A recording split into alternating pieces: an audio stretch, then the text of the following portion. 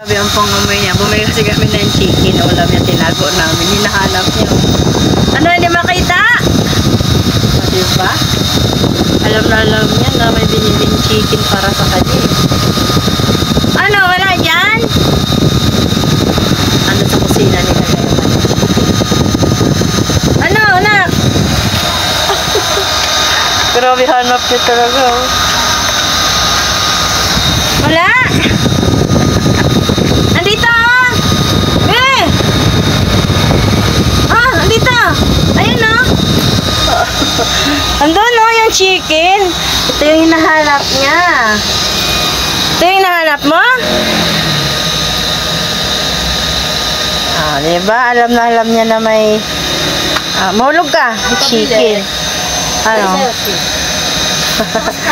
Sige na, may bibili pa na. Ang kanyang chicken. Himay-himay. Diba? Yan yung hinahanap niya kanina. Ano yung chicken? Diba? Ganyan katalas ang pangamoy yung chicken. Bago matapos ng himay, naubos na yung ulam.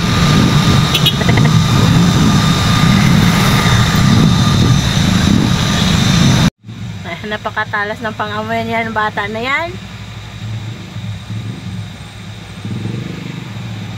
Ayan.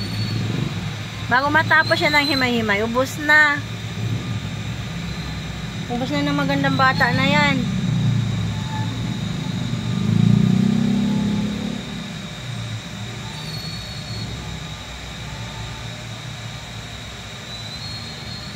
Ayaw na niya ng adobo. Binilan siya ng adobo, ayaw na niya.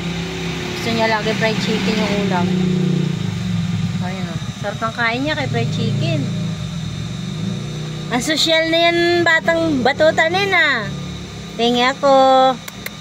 Tingi. Naks.